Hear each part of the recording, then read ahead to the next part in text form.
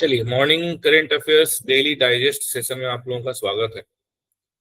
हम लोग कल के करंट अफेयर्स के ऊपर चर्चा करेंगे।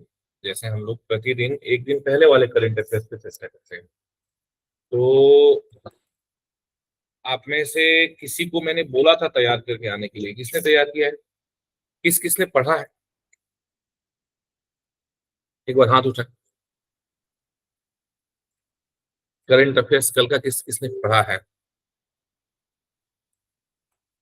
कल के डेट में क्या क्या हुआ, क्या क्या महत्वपूर्ण है था, जो हमें as a competitive exam participant जानने की आवश्यकता है।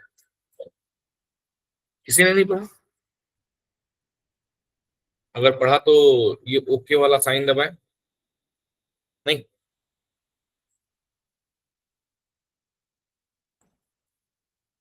अच्छा। गुड्डू जी, ज्योति जी, कीर्ति जी, मंजुषा जी, नेमत जी, पूजा गुप्ता जी, पांडे जी, प्रशांत कुमार जी, ऋषिकेश, शैलेंद्र शिंपी। आप में से किसी ने नहीं पढ़ा?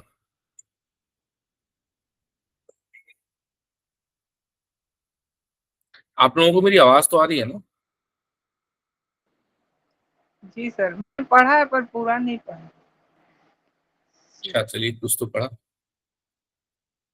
बहुत बढ़िया। ठीक है। तो ये मॉर्निंग का हमारा बाइलिंगुअल करंट अफेयर सेशन है, जिसमें कि हम लोग जो भी महत्वपूर्ण घटनाएं हैं उसके ऊपर चर्चा करेंगे, उसको देखेंगे बेसिकली। नीति आयोग वाली जो खबर थी, इसके ऊपर हमने ऑलरेडी कल चर्चा कर लिया था, जहां पे कि जीरो एमिशन ट्रक्स की बात की गई थी कि जीरो एमिशन ट्रक्स एडॉप्शन के लिए नीति आयोग ने एक गियर शिफ्ट चैलेंज शुरू किया है। ये हमने ऑलरेडी कल देख लिया था। हम लोग आगे देखते हैं। अ, ज्योतिरादित्य सिंधिया जी, ठीक है, एमडीओ एनईआर। देखिए, सारे मिनिस्ट्रीज के नाम जो है शॉर्ट फॉर्म में ना आपको बहुत तेरे देखने को मिलेंगे अब, इसलिए धीरे धीरे अब हमें इस तरीके से ध्यान रखना है। अब एमडीओएनईआर, इसके मिनिस्टर ज्योतिराज सिंधिया जी हैं। अब ये एमडीओएनईआर है क्या? ये ministry of development of north eastern region, ministry of development of north eastern region, पूर्वोत्तर क्षेत्र विकास मंत्रालय, पूर्वोत्तर क्षेत्र विकास मंत्रालय के कैबिनेट मिनिस्टर हैं ज्योतिराज सिंधिया जी। उन्होंने एक मोबाइल एंड ऐप लॉन्च किया है, एनसी एनईआरएसीई निरेश पोर्टल के नाम से, वहां के किसानों के लिए। ठीक है। कहाँ के किसानों के लिए? पूर्वोत्तर क्षेत्र के किसानों के लिए। तो ये जो NERACE पोर्टल है, इसका फुल फॉर्म है north east region agri commodity e connect, NERACE। ठीक है। तो ये ऐप और इसका वेब पोर्टल एक साथ में, जैसे हमारा लर्निंग एक्स का ऐप भी है और सेम सेम उसका वेब पोर्टल भी है, www.learningx.com। इसको वेब पोर्टल कहते हैं। बहुत बार आप लोग प्रश्न करते हैं, सर ये जो लिंक आता है ये सीधे क्रोम में क्यों खुलता है, ये ऐप में क्यों नहीं खुलता है? तो क्रोम में इसलिए खुलता है क्योंकि हम लोगों ने क्रोम की लिंक भेजी हुई है, मतलब वो क्रोम से ही वो लिंक हमने आपको भेजा होता है। तो जिनके पास ऐप नहीं भी है वे भी उस लिंक से क्लिक करके और टेस्ट दे सकते हैं, पर वही टेस्ट आपके एप्लीकेशन में भी अवेलेबल है। एप्लीकेशन में जिनके पास है वो ऑलरेडी एसएससी जीएसटी आरएफपीसी सेगमेंट में जाए, जैसे हाई कोर्ट का है तो हाई कोर्ट में जाए, और हाई कोर्ट में जाकर के वहां पे अपना टेस्ट आपका दिख जाएगा। तो ऐसे ही जब कोई एक वेब पोर्टल बनता है तो उसी वेब पोर्टल से कनेक्टेड हम एक उसका एप्लीकेशन भी बना सकते हैं, वेब ऐप उसको बोलते हैं। तो ये दो टर्म्स आते हैं, इसको आप लोग ध्यान रखेंगे। One is called web portal and another is called web app. Web app, अच्छा, वेब ऐप भी होगा और फिर मोबाइल ऐप होगा, है ना। तो वेब ऐप मतलब जो आपके लैपटॉप और कंप्यूटर में चलेगा, और मोबाइल ऐप मतलब जो आपके मोबाइल में चलेगा। तो जो मोबाइल में चलेगा वो मोबाइल की स्क्रीन के हिसाब से कंपैटिबल होगा, जो वेब में चलेगा वो वेब के हिसाब से कंपैटिबल होगा। तो उसे हम वेब पोर्टल या वेब ऐप कहते हैं, और इसे हम लोग मोबाइल ऐप कहते हैं।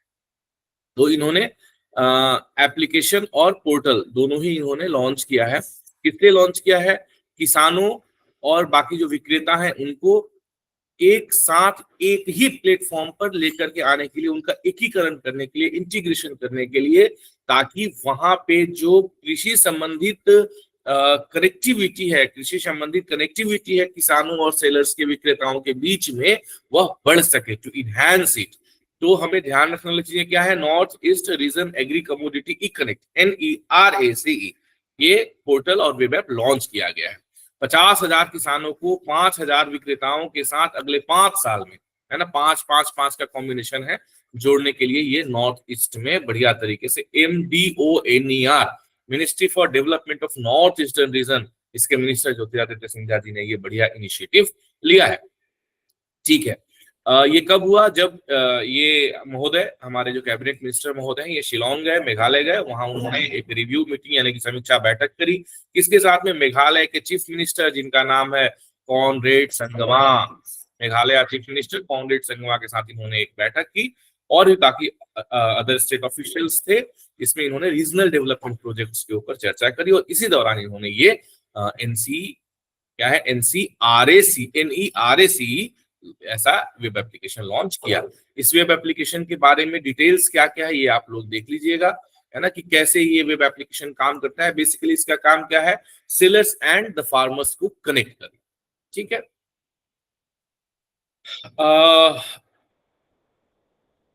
ठीक है। So a tree plantation ceremony was also held under the, हाँ, एक जो है एक पेड़ माँ के नाम, इस नाम से एक वृक्षारोपण समारोह भी किया गया और वृक्षारोपण भी किया गया। अब हम आते हैं MSDE। MSDE क्या है, अगेन मिनिस्ट्री, फिर से मिनिस्ट्री, अगर मिनिस्ट्रीज के नाम आप ध्यान रखेंगे, इसका हिंदी भी ध्यान रखेंगे, ministry of skill development and entrepreneurship, MSDE।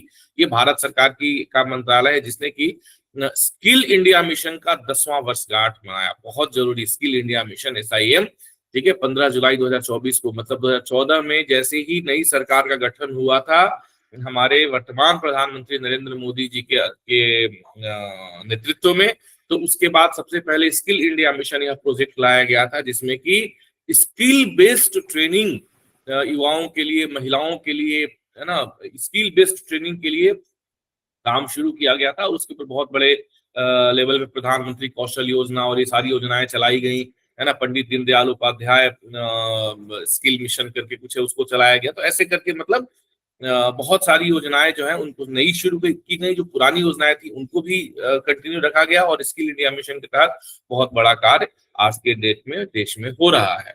तो इसकी 10वीं एनिवर्सरी मनाई गई 15 जुलाई को। स्किल इंडिया मिशन इस सरकार की एक बहुत ही महत्वाकांक्षी परियोजना है, और इस परियोजना के तहत बहुत सारा काम हो रहा है। तो 15 जुलाई 2024 को इसकी एनिवर्सरी मनाई गई।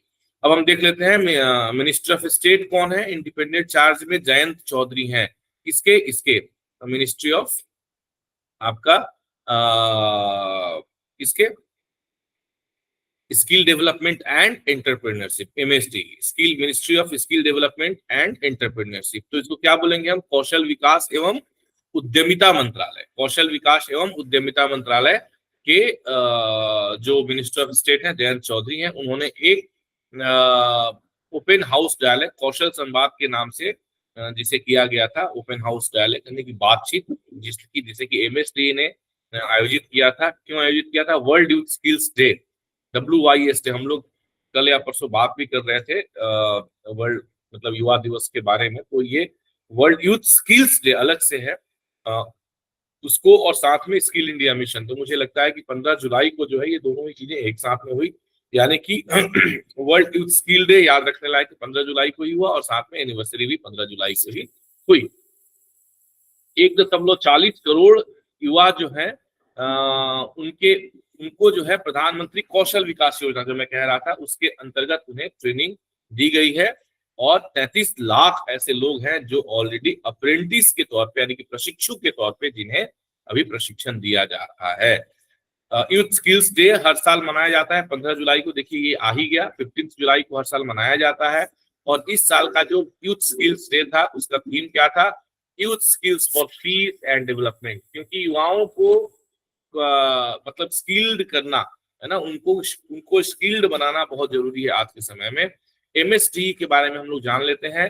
MSDE जो कि कौशल विकास एवं उद्यमिता मंत्रालय, कौशल विकास एवं उद्यमिता मंत्रालय, इसके मिनिस्टर ऑफ स्टेट हैं जयंत चौधरी जी, राज्यसभा सांसद हैं, उत्तर प्रदेश से है। ये इसके बारे में दे दिया गया है। आगे बढ़ जाते हैं, CBIC के सब पास आ जाते हैं। Central board of CBIC, central board of indirect taxes and customs, शायद central board of indirect taxes and customs होता है इसका फुल फॉर्म। अच्छा, नीचे दिया हुआ है, ठीक है, central board of indirect taxes and customs यहाँ दिया हुआ है CBIC। ये वित्त मंत्रालय के अंतर्गत आता है। तो 10 जुलाई 2024 को CBIC ने central board of indirect taxes and custom, मतलब इसका हिंदी क्या होगा मुझे बताएंगे? Central board of indirect taxes and custom की हिंदी क्या होगी? क्या होगी? अप्रत्यक्ष कर एवं सीमा शुल्क केंद्रीय, मतलब अप्रत्यक्ष कर एवं सीमा शुल्क। हेलो, जी सर। आवाज आ रही है मेरी? जी जी। कुछ यस हाँ ना सर, ये यस तो सर। बोलिए आप लोग। केंद्रीय अप्रत्यक्ष कर एवं सीमा शुल्क बोर्ड, केंद्रीय आया बोर्ड ना? हो। जी हाँ, सर। जी, CBDT का फुल फॉर्म क्या होगा? मंत्री बोर्ड ही लगा। CBDT का फुल फॉर्म क्या होगा central board of direct taxes. Hindi में?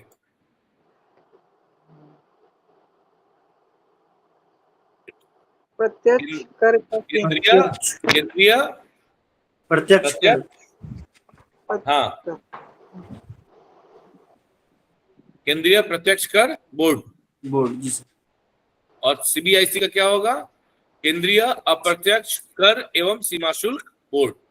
ठीक है, तो क्या होगा? केंद्रीय पहले रखेंगे और बोर्ड लास्ट में चला जाएगा। इस तरीके से इसका हम लोग हिंदी लिखेंगे। तो ये मिनिस्ट्री ऑफ फाइनेंस, वित्त मंत्रालय के अंतर्गत आता है। इन्होंने goods and services tax return GSTR के लिए रिटर्न भरने के लिए उन्होंने जो है अलाउइंग टैक्स पे, हाँ ओके, तो इन्होंने जो है सेल्स रिटर्न भरने के लिए जो फॉर्म है उसे अमेंड किया है। 2024 जून में ये किया गया, जब 53rd GST काउंसिल ने इस चीज को रिकमेंड किया था कि एक नई वैकल्पिक सुविधा दी जाए कौन से जीएसटी भरने वाले फॉर्म में, ठीक है, जिससे कि टैक्स पेयर जो है वे अपने GSTR फॉर्म में जो भी उनका टैक्स यानी कर भरने की अवधि है या फिर अतिरिक्त जो उनके विवरण है उसको भरने के लिए पहले अमेंडमेंट करने का ऑप्शन नहीं था, उस ऑप्शन को अब यहाँ पे ओपन कर दिया गया है। ठीक है, आगे बढ़ते हैं। अब यहाँ पे संयुक्त राष्ट्र संघ का वैश्विक जनसंख्या को लेकर के 2024 तक उनका वैश्विक जनसंख्या के बारे में उनके क्या प्रोस्पेक्ट है इसको देख लेते हैं कि अभी भारत की पॉपुलेशन 1.7 बिलियन हो जाएगी 2062 में, है ना, 1.7 बिलियन 2062 में हो जाएगी, जो इसकी पीक पे चली जाएगी। ये ऐसा कह रहा है वर्ल्ड पॉपुलेशन प्रोस्पेक्ट 2024, है ना, कि दुनिया में पॉपुलेशन कैसे बढ़ेगी। इस तरीके से इसे United Nations development of economic and special affairs UNDESA, ये भी फुल फॉर्म भी याद रखेंगे आप लोग, United Nations department of economic and social affairs.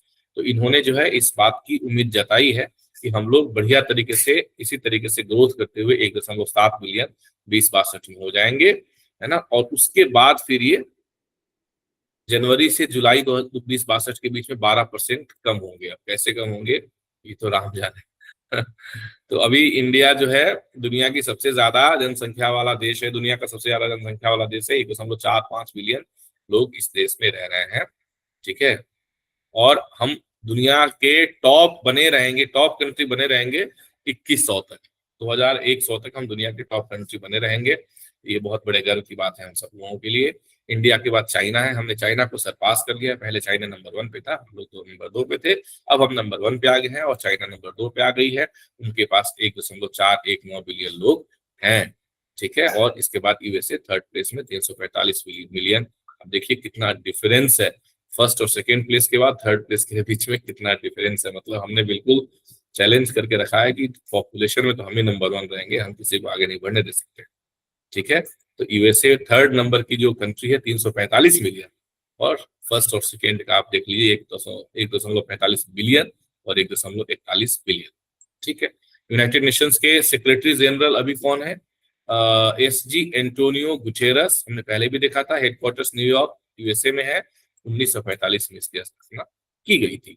16 lakh Indian children जो है, भारतीय बच्चे जो हैं, उनको 2023 में जो महत्वपूर्ण प्रमुख टीकाकरण उनका होना चाहिए, जो एक शेड्यूल है टीकाकरण का, वो नहीं किया गया। ये WHO यूनिसेफ की रिपोर्ट है, 15 जुलाई 2024 को ये रिपोर्ट जारी की गई थी। बहुत महत्वपूर्ण खबर, आप लोग इसको ध्यान रखेंगे और अपने आसपास में भी लोगों को इस बात के लिए सेंसिटाइज करेंगे कि यदि कोई भी नया मतलब कोई भी बच्चा जन्म ले रहा है तो उसे जो है निश्चित तौर पे जो भी उसके टीकाकरण की प्रक्रिया है, जो एक शेड्यूल बनाया गया है WHO के द्वारा, उसे जरूर फॉलो किया जाना चाहिए। उसमें डेट वाइज सब कुछ रहता है कि कौन से डेट को BCG का टीका पड़ेगा, कौन से डेट को TT का टीका पड़ेगा, कौन से मतलब जितने भी वैक्सीन हैं, हर एक वैक्सीन के लिए एक शेड्यूल है, WHO के द्वारा रिकमेंडेड शेड्यूल है, उस शेड्यूल को जरूर फॉलो करना है। ये आप लोग जरूर मतलब अपने आसपास भी जो भी लोग हैं उनको सेंसिटाइज करना, ये आपका काम है। जैसे DPT का फुल फॉर्म कई बार पूछ देता है, तो ये होता है डिप्थेरिया, पर्ट्यूसिस एंड टेटेनस। इसमें जो है 3 वैक्सीन आते हैं, ये भी बहुत महत्वपूर्ण होता है। तो इस डेटा के साथ में इंडिया जो है बच्चों की संख्या में दूसरे नंबर पे आ गया, जिन्होंने 0 डोज चिल्ड्रेन, है ना, जिनको भी कोई भी डोज नहीं दिया गया वैक्सीन का। ये एक बहुत ही बड़े चिंता का विषय है हमारे लिए और हमारे देश के लिए, तो इसे हमें ध्यान में रखना है। और नाइजीरिया जो है 2.1 मिलियन के साथ टॉप में है, और हम लोग जो है दूसरे हाईएस्ट नंबर पे इसके साथ में आ गए हैं। ठीक है, तो इसको हम देख लेंगे। WHO के बारे में जानना भी बहुत जरूरी है। इसके डीजी हैं टेड्रोस एधानोम घिब्रेयेसस, ये इनका नाम है। जेनेवा स्विट्जरलैंड में इसका हेडक्वार्टर है। 1948 में इसकी स्थापना की गई थी। यूनिसेफ जो कि WHO का एक पार्ट है, United Nations children fund UNICEF, इसके एग्जीक्यूटिव डायरेक्टर है Catherine Russell, New York United states of America में इसका हेडक्वार्टर है। 1946 में यूनिसेफ की स्थापना की गई थी विश्व भर में बच्चों के स्वास्थ्य को ध्यान में रखने के लिए। आप लोगों को पता होगा, आपके आसपास में आंगनबाड़ी केंद्र चलते होंगे, आप लोगों ने देखा है आंगनबाड़ी केंद्र, जानते हैं आप लोग? आंगनबाड़ी केंद्र जहाँ पे सेविका दीदी होती हैं और वहाँ पे हाँ बच्चों सर, के लिए खिचड़ी जी पकाई सर, जाती है, मिड डे मील होता है। यस सर, तो पहले ये जो आंगनबाड़ी केंद्र होते थे, इन्हें यूनिसेफ के द्वारा ही रन किया जाता था, क्योंकि भारत में माल न्यूट्रिशन की समस्या बहुत ज्यादा थी, बच्चों में कुपोषण की समस्या बहुत ज्यादा थी। और साथ साथ बच्चों के साथ साथ मतलब बच्चों में कुपोषण की समस्या, माल न्यूट्रिशन ज्यादातर इस वजह से होती है कि बच्चों मतलब जो माएँ होती हैं, वे ड्यूरिंग देयर प्रेगनेंसी, अपनी गर्भावस्था के दौरान उनको सही तरीके से पोषण नहीं मिल पाता है, जिससे बच्चे को गर्भ के दौरान सही तरीके से पोषण नहीं मिल पाता है, और इसी वजह से वो जन्म लेने के पश्चात कुपोषण के शिकार हो जाते हैं। तो इसी समस्या को काउंटर करने के लिए, इसी समस्या के समाधान निदान के लिए यूनिसेफ भारत को हर साल वित्त पोषित करता था, यानी कि हमें फंड दिया करता था, और उसी के आधार पे आंगनबाड़ी की ये जो परियोजना है इसे शुरू की गई थी, जिसमें एक बड़ा स्टेक यूनिसेफ का रहता था, कुछ स्टेक सेंट्रल गवर्नमेंट का और कुछ स्टेक स्टेट गवर्नमेंट का रहता था। हालांकि अब यूनिसेफ के डेटा के अनुसार हम लोग मतलब इस लेवल पे आ चुके हैं कि यूनिसेफ के फंड की आवश्यकता नहीं है, तो अब यह केवल केंद्र और राज्य सरकार के फंड मतलब वित्त पोषित ये संस्था अब चलती है। तो यूनिसेफ अगर हम उस तरह से देखें और ध्यान रखने का प्रयास करें, तो बच्चों के, विशेषकर बच्चों के हेल्थ ग्रोथ के लिए यूनिसेफ बहुत ज्यादा काम करती है, और हेल्थ के लिए भी, और साथ साथ उनके एजुकेशन, उनके ओवरऑल ग्रोथ के लिए यूनिसेफ काम करती है। तो यूनिसेफ के बारे में जानना जरूरी है। इंडिया ने मार्शल आइलैंड के साथ में 4 सामुदायिक विकास परियोजनाओं के विकास के लिए एक मेमोरेंडम ऑफ अंडरस्टैंडिंग साइन किया है। कहाँ पे? मार्शल आइलैंड में। कब किया? 15 जुलाई 2024 को किया। Republic of the Marshall Island. आप लोगों में से किसी ने मार्शल आइलैंड का नाम आज के पहले सुना था? किसी ने सुना था तो एक बार मुझे ओके साइन दबाएं। मार्शल आइलैंड किसी ने नहीं सुना था? नहीं सर, नाम नहीं सुना? सुने हैं। नहीं सुना था तो सुनने के लिए बढ़िया तरीके से ताली बजाएं कि आज आपने पहली बार मार्शल आइलैंड का नाम सुना। मार्शल आइलैंड ये republic of the Marshall Island है, जिसका उसके annual grant in aid GIA में 4 सामुदायिक विकास परियोजनाओं को, इसको CDP कहेंगे, कम्युनिटी डेवलपमेंट प्रोजेक्ट्स, ठीक है, उसके लिए टोक्यो जापान के अंदर में ये MOU साइन किया गया है भारत के साथ, ठीक है। ये क्यों साइन किया गया है? ये दिल्ली का पैसिफिक आउटरीच जो एक कार्यक्रम है ना, कि पैसिफिक प्रशांत महासागर में एक आउटरीच बनाए। महासागर मतलब पैसिफिक आउटरीच का मतलब उसके आसपास के जो देश हैं वहां तक हमारी एक पहुंच बने, तो उसी के ऊपर काम करते हुए इस तरीके से ये कार्य किया गया है। और साथ ही में ये इस दिशा में भी प्रयास कर रहे हैं, काम चल रहा है, providing desalination and dialysis unit, ठीक है। डीसैलिनेशन और डायलिसिस यूनिट, डीसैलिनेशन क्या है एक बार देखना पड़ेगा मुझे भी, मैं भी ये वर्ड पहली बार सुन रहा हूँ, डीसैलिनेशन, ठीक है। डायलिसिस तो आप लोगों को पता है, डायलिसिस यूनिट उन पेशेंट्स को डायलिसिस दिया जाता है जिनकी किडनी फंक्शन नहीं करती है, जिनको एक्यूट किडनी फेलियर हो जाता है, जिनका रीनल फेलियर, उसको ARF बोलते हैं, एक्यूट रीनल फेलियर, तो जिनकी किडनी ही काम नहीं करती है उनको डायलिसिस दिया जाता है। किडनी का हमारे शरीर में क्या काम है? किडनी किस पर्पज से हमारे शरीर में भगवान ने फिट किया है? तो किडनी का फिल्ट्रेशन ऑफ ब्लड। हाँ जी, वो फिल्ट्रेशन करता है ना, ब्लड को फिल्टर करता है। यस हाँ बिल्कुल सही कहा आपने, एग्जैक्ट ये सही बिल्कुल जवाब है। ब्लड को फिल्टर करता है किडनी, और ब्लड को फिल्टर करके जो अननेसेसरी अवांछनीय तत्व हैं हमारे शरीर में उनको जो है वह एक्सक्रीट करने के लिए उसको सेपरेट कर देता है, ठीक है। तो ब्लड को फिल्टर करने का काम किडनी के द्वारा किया जाता है, नहीं तो वो सारे जो तत्व जिसको हम लोग एक्सक्रीट करते हैं हमारे शरीर में रहे तो it will be like a poison to our body, and फिर हमें सस्टेन करना मुश्किल हो जाएगा। लेकिन जिनकी किडनी ठीक से काम नहीं करती है उनके लिए बहुत मुश्किल हो जाता है। तो किडनी खराब होने के बहुत सारे कारण होते हैं। जो लोग बहुत ज्यादा अल्कोहल यानी कि शराब पीते हैं उनकी किडनी खराब होने के चांसेस बहुत ज्यादा रहते हैं, क्योंकि जितना काम उसको मिला है उससे बहुत अधिक काम उसको करना पड़ेगा, तो बेचारी खराब हो ही जाएगी। तो ऐसे पेशेंट्स को फिर डायलिसिस पे डालना पड़ता है, विच इज अ वेरी मतलब बहुत ही एक्सपेंसिव भी है और बहुत कष्टदायक प्रोसेस भी है डायलिसिस का, पर करना पड़ता है। तो डायलिसिस यूनिट जो है उसकी स्थापना की गई है। तो इसके लिए जो है ये सारा कार्यक्रम चल रहा है, ठीक है। किस किस के बीच में साइन किया गया? Ministry of foreign affairs and trade कौन है हमारे देश में? कलानी R कनेको जी, ये क्या है? Ministry of foreign affairs and trade, MFAT, ठीक है। अच्छा, ये RMI के, माफ कीजिएगा, ये RMI के हैं, कलानी R कनेको जी, माफ कीजिएगा भाई, मैं सोच रहा हूँ कि नाम तो सुना हुआ नहीं लग रहा है। तो ये RMI यानी कि मार्शल आइलैंड के ये मिनिस्टर हैं, और साथ में हमारे यहाँ से मिस्टर CB जॉर्ज जो है ये भारत के राजदूत हैं जापान में, ठीक है। इसके प्रेजेंस में डॉक्टर हिल्डा सी हिन जो RMI के प्रेसिडेंट है, हिल्डा सी रिन जो RMI के प्रेसिडेंट है, ठीक है। तो ये हो गया आपका MOU, यहाँ पे कर दिया गया। माजुरो कैपिटल है RMI का, और करेंसी इसका US डॉलर इसकी करेंसी है। सेबी ने नया नियम शुरू किया है, पैसिव म्यूचुअल फंड स्कीम, जिससे कि स्पॉन्सर जो एक बायस है उसे कम किया जाए। इसके लिए सेबी ने एक नया नियम लॉन्च किया है। सेबी का फुल फॉर्म क्या होता है? Security exchange board of India. और ये जो स्कीम, ये जो योजना लॉन्च की गई है, इससे क्या होगा? इससे म्यूचुअल फंड से संबंधित जो भी नॉर्म्स हैं, है ना, उनका कंप्लायंस हो सकेगा। यानी जो भी नॉर्म्स है, रूल्स, रेगुलेशंस, नियम इत्यादि बनाए गए हैं कि भाई म्यूचुअल फंड आपको इस तरह से प्रमोट करना है, इस तरह से खरीदना है, इस तरह से मैनेज करना है, उसके नॉर्म्स और रूल्स एंड रेगुलेशंस को बढ़िया तरीके से फॉलो किया जा सके, इसलिए ये नए तरीके से सेबी ने जो है नए सेट ऑफ रूल्स जारी किए हैं, ठीक है। क्या क्या चेंजेस किए गए हैं ये आप देख लेंगे एक बार। सेबी के बारे में हम जान लेते हैं। सेबी के चेयरमैन अभी वर्तमान में माधवीपुरी बच इनका नाम है, मुंबई महाराष्ट्र में हेडक्वार्टर है, और 1992 में security exchange board of India Bharat में शेयर मार्केट को कंट्रोल करने के लिए बनाया गया था। नाबार्ड का फुल फॉर्म क्या होता है? नेशनल एग्रीकल्चर बोर्ड ऑफ, अच्छा दिया भी होगा, national bank for agriculture and rural development, sorry, national bank for agriculture and rural development, ये नाबार्ड का फुल फॉर्म है। भारत में जितने भी ग्रामीण बैंक हैं और उसके साथ में एग्रीकल्चर से जुड़ी हुई संस्थाएं हैं, मतलब एग्रीकल्चर से जुड़ी हुई वित्तीय संस्थाएं हैं, उन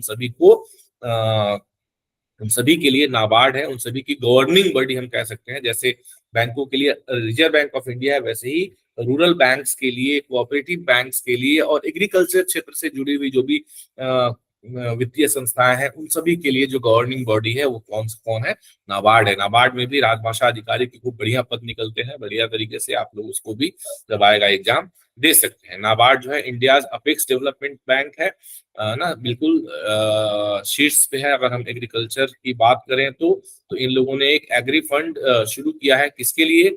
स्टार्टअप्स एंड रूरल एंटरप्राइजेस। ग्रामीण स्तर पे यदि कोई भी व्यक्ति कोई अपना छोटा मोटा व्यापार शुरू करना चाहता है, कोई छोटा मोटा छोटी मोटी फैक्ट्री लगाना चाहता है, छोटे मोटे काम करना चाहता है, तो उसके लिए इन लोगों ने बढ़िया तरीके से लोन देने के लिए 750 करोड़ रुपया एग्रीश्योर फंड के नाम से इन्होंने ये स्कीम लॉन्च किया। 750 करोड़ रुपया ऑल्टरनेटिव इन्वेस्टमेंट फंड AIF के नाम से इन्होंने लॉन्च किया हुआ है।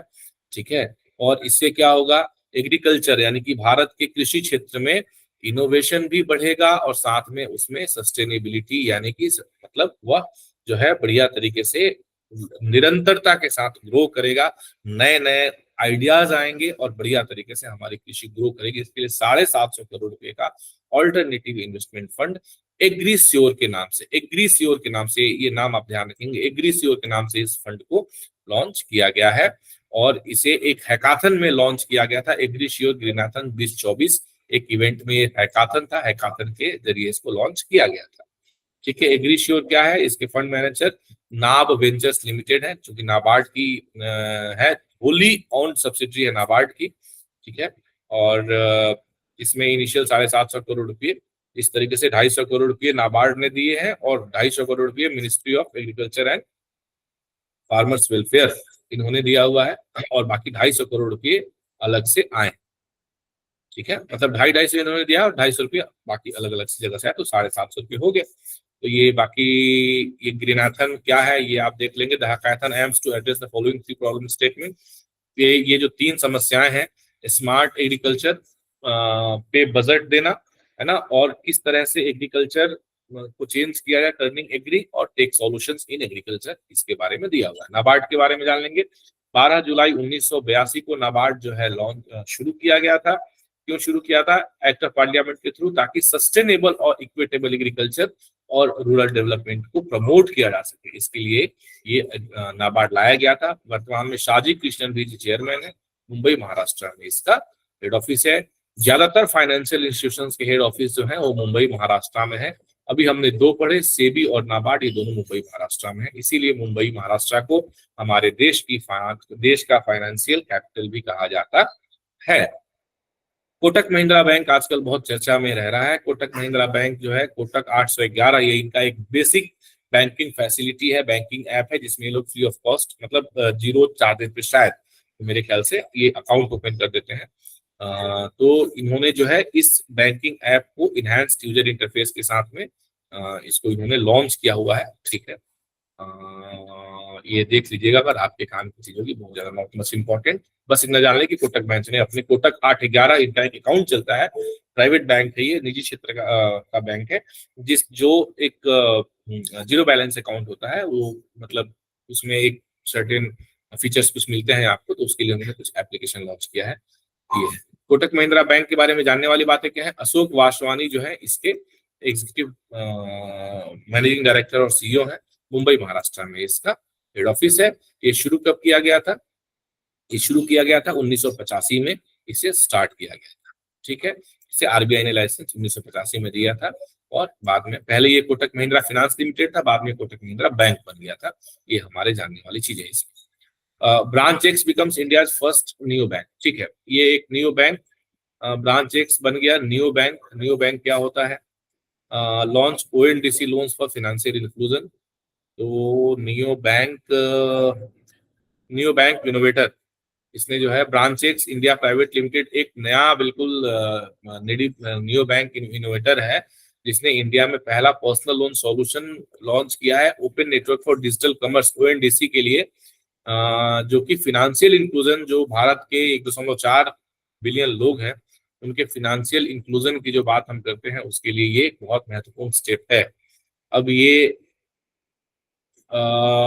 ठीक है, अच्छा ओके, इसका फोकस क्या है कि जो भी यंग प्रोफेशनल्स हैं, छोटे मोटे व्यापारी हैं या ऑनर्स हैं या उद्यमी हैं, जो कि लोन लेने में जिनको बहुत बड़ी समस्या होती है, तो इन लोगों ने एक पेपरलेस एक्सपीरियंस के साथ लोन की फैसिलिटी को बनाया है। तो ये इन्होंने किया है, paperless and transparent branch checks, देख लीजिएगा। Indian sand artist Sudarshan Patnaik, हाँ सुदर्शन पटनायक जो है ये भाई साहब उड़ीसा के पूरी बीच पे ना धमाधम बढ़िया तरीके से, ये हमेशा जब भी कुछ होता है ये क्या करते हैं, कुछ ना कुछ बढ़िया सा वहां पे अपनी कलाकृति बना देते हैं। तो इन्हें इंटरनेशनल चैंपियनशिप में अवार्ड दिया गया रसिया में। सुदर्शन पटनायक सैंड आर्टिस्ट है, इनको गोल्ड सैंड मास्टर अवार्ड मिला है, गोल्ड मेडल मिला है, ये याद रखने वाली चीज है। 2024 जो सैंड स्कल्पचर चैंपियनशिप या फेस्टिवल आयोजित किया गया था सेंट पीटर्सबर्ग रशिया में, वहां मिला है। ये हमेशा सुर्खियों में रहते हैं, जब भी कोई घटना या कुछ ऐसा होता है तो ये बढ़िया तरीके से एक सैंड का आर्ट बना देते हैं, पूरी पूरी बीच पे अक्सर ये बनाते हुए दिख जाते हैं। ठीक है, तो ये सैंड स्कल्पचर चैंपियनशिप जो हुई उसका जो थीम था history, mythology and fairy tales. इसमें टोटल 21 दुनिया के लोगों ने पार्टिसिपेट किया था, जिसमें कि भारत से अकेले पटनायक साहब गए थे और इन्हें ये अवार्ड गोल्ड मेडल मिल गया। इन्होंने क्या बनाया, 12 फीट का जो है सैंड रथ चैरियट बनाया, अच्छा, जो कि जगन्नाथ भगवान को लेकर के जा रहा है। अच्छा, आज सुबह सुबह किसी ने मुझे शेयर भी किया था। ठीक है, बहुत बढ़िया। तो इन्होंने अभी तक 65 जगह पे पार्टिसिपेट किया है और इस बार फाइनली इनको गोल्ड मेडल मिल गया है। इनको 2014 में 2014 में पद्मश्री अवार्ड भी दिया गया। तो सुमन सिन्हा को जो है global CEO climate leaders alliance summit में इन्हें को चेयर करने का मौका मिल रहा है। ये क्या है, रिन्यू एनर्जी ग्लोबल, मतलब ये जो समिट है ये किस लिए है, क्लाइमेट लीडर्स अलायंस के लिए है, for renew energy global PLC. ठीक है, तो इसको ये को चेयर करेंगे, क्लाइमेट से संबंधित न्यूज है। वर्ल्ड इकोनॉमिक फोरम का ये फ्लैगशिप इनिशिएटिव है क्या, आपका रिन्यू एनर्जी ग्लोबल, जिसको हम लोग पीएलसी कह रहे हैं। तो ये हो गया आपका क्लाइमेट से related renew energy global PLC. Renew जो इसका नाम है, सुमन सिन्हा इसका, अच्छा सुमन सिन्हा जी इसके फाउंडर, चेयरमैन और सीईओ हैं, हरियाणा में इसका हेडक्वार्टर्स है। वर्ल्ड इकोनॉमिक फोरम जो जानने योग्य बात है, प्रोफेसर क्लॉस श्वाब इसके फाउंडर हैं, सादिया जेहादी इसके मैनेजिंग डायरेक्टर हैं और कोलोगमी जेनेवा में इसका हेडक्वार्टर्स। ठीक है, यूरोप ने 6 रॉकेट ब्लास्ट कर दिया है, इस न्यूज को आप लोग पढ़ लीजिएगा, ब्लास्ट करके ये क्या करेंगे। ठीक है, हाँ ये आखिरी न्यूज है, इसको देख लीजिए। Habrocestum Swaminathan and Habrocestum Benjamin new jumping spider species. अच्छा, ये 2 स्पेसीज का नाम दिया गया है, स्वामीनाथन जी के नाम पे और बेंजामिन जी के नाम पे। एक का नाम है हैब्रो सिस्टम स्वामीनाथन, एक का नाम है हैब्रो सिस्टम बेंजामिन। ये जंपिंग स्पाइडर स्पेसीज हैं जो कि हमारे देश के वेस्टर्न घाट्स में मिले हैं। क्रिस्ट कॉलेज इरीना जाला कुडा, त्रिशूर केरला। ठीक है, क्रिस्ट कॉलेज इरीनाला जाला इरिंजा लाकुड़ा, इस जगह का नाम है, केरला में, त्रिशूर केरला में है। वहां से एक खोजी दल ने, एक रिसर्चर टीम ने इन 2 जंपिंग स्पाइडर स्पेसीज को सर्च किया है। ठीक है, और इनका नाम दिया गया है इनको हैब्रो सिस्टम स्वामीनाथन जी के नाम पे और दूसरा हैब्रो सिस्टम बेंजामिन जी के नाम पे। ठीक है, ये साउदर्न वेस्ट घाट जो केरला के हैं, है ना, उन घाट से ये 2 जंपिंग स्पाइडर, नए जंपिंग स्पाइडर का पता लगाया गया है, इनका नाम इस तरीके से दिया गया है। इंपॉर्टेंट है, इसको आप लोग ध्यान में रख लेंगे। तो इस तरीके से आज का हमारा ये पूरा करंट अफेयर का सेशन है। बहुत सारे करंट अफेयर्स देखिए हमने, कुछ कुछ मैं बीच में स्किप भी करता चला जा रहा हूँ जो बहुत स्पेसिफिक फाइनेंशियल सेक्टर्स है, जस्ट एक बार मोटे मोटे तौर पे जान लेंगे। शुरुआत के जो 4 से 5 हमारे न्यूज रहते हैं जो कि भारत सरकार की योजनाओं से संबंधित है, वे हमारे लिए बहुत जरूरी है। ठीक है, तो ये आज का हमारा करंट अफेयर सेशन हो गया। इसके बाद आज के हमारे टॉपिक के ऊपर कीर्ति जी हैं सेशन में, है तो एक बार ओके साइन दे दें। कीर्ति जी हैं, टॉपिक क्या है हमारा आज का, what is the topic today?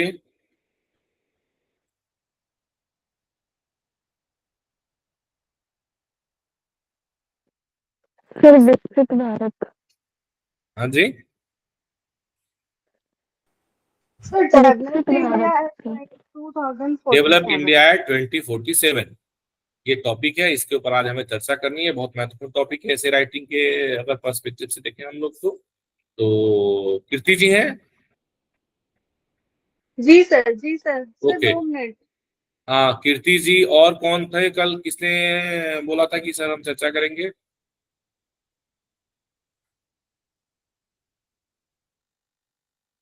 Sir Guddu जी थे। गुड्डू जी, कीर्ति जी, शीला जी, आप लोग जो है आज के टॉपिक पे इसके आगे की चर्चा को जारी रखेंगे। डेवलप इंडिया एट 2047 और नेशनल वोटर्स डे हमारा दूसरा टॉपिक था। तो अगर आप लोगों ने तैयार किया है तो इसके ऊपर आप लोग चर्चा जारी रखें।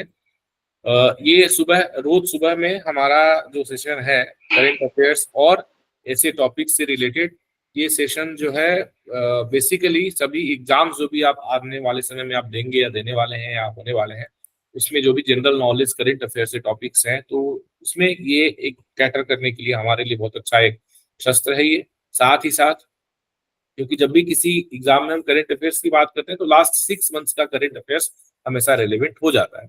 तो करंट इससे रिलेटेड हम लोग अभी जैसे हम लोग पढ़ रहे हैं, तो फर्स्ट वीक ऑफ अगस्त में हम लोग जुलाई में जितना करंट अफेयर्स पढ़ा उससे रिलेटेड हम एक मॉक टेस्ट भी करेंगे। हर महीने हम एक मॉक टेस्ट करंट अफेयर्स का स्पेसिफिक करेंगे, जिससे कि आप जो पढ़ रहे हैं तो आप कितना सही कर रहे हैं, आपको कितना याद रख पा रहे हैं, ये आपको अंदाजा लग जाए। तो ये करंट अफेयर्स हो गया। करंट अफेयर्स के बाद में हम हर दिन एक टॉपिक पे और एक कोई भी इंपॉर्टेंट डे पे चर्चा करते हैं, क्योंकि इस तरह के टॉपिक्स ऐसे राइटिंग में भी आ जाते हैं। ठीक है, आप सभी लोग 24 लोग इस सेशन में हैं। मैं आप सभी लोगों से एक बात मतलब एक मेरी रिकमेंडेशन रहेगी कि इस सेशन के बाद में आप लोग ना जो हमारे ग्रुप्स हैं, RAPC paid batch group, RAPC SSC GST group, उसमें इस सेशन का फीडबैक जरूर डालें, ताकि जो साथी हमारे सो रहे हैं बढ़िया तरीके से, सुबह सुबह की बढ़िया प्यारी नींद ले रहे हैं, वो थोड़ा जगने का कष्ट करें और वही सेशन में जुड़ने का कष्ट करें, ताकि इतना बढ़िया सेशन जो चल रहा है इसका उनको फायदा मिल सके। कितने लोगों को लग रहा है कि ये सेशन बहुत बढ़िया है? ये अच्छा, एक मिनट, कितने लोगों को लग रहा है कि ये सेशन बढ़िया नहीं है? वो ये वाला नहीं नहीं, कॉपी मत भेजिए आप लोग, एक मिनट रुकिए। कितने लोगों को लग रहा है आप 24 में से कि ये सेशन कोई मतलब नहीं है सर, वो ये वाला मुझे भेज दीजिए। अरे रुकिए तो सही, ये वाला भेजिए। नहीं, नहीं मानेंगे आप। ठीक है, कितने लोगों को लग रहा है अच्छा है, वो ये वाला भेज दीजिए, है ना? बढ़िया सेशन है। मुझे लग रहा है कि इस तरह का सेशन हम सबके लिए बहुत कारगर है और सभी एग्जाम्स के लिए जो है ना ये बहुत महत्वपूर्ण। ठीक है कीर्ति जी, ओवर टू यू आगे के सेशन में चर्चा के लिए। इससे पहले कौन कल के लिए है कोई आप में से वॉलंटियर? कल के सेशन के लिए कौन है वॉलंटियर?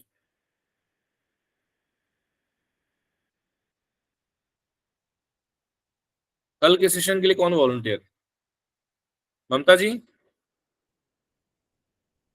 सर मैं सुबह में थोड़ा सा व्यस्त रह जाती हूँ, इसलिए मैं नहीं कर पाती हूँ। अच्छा कोई बात नहीं। और कौन है जो व्यस्त नहीं रहते हैं?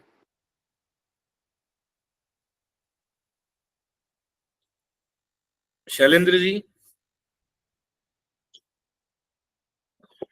और अभी तबीयत सही नहीं है, टाइफाइड हुआ है तो मैं उसके सेशन ले रहा हूँ ये बस। बेचारा टाइफाइड कैसे हो गया? टाइफाइड को बोलो यार नौकरी लगने के बाद हो जाना यार, अभी काहे हो रहे हो? बारिश में। चलिए कोई बात नहीं। प्रशांत जी?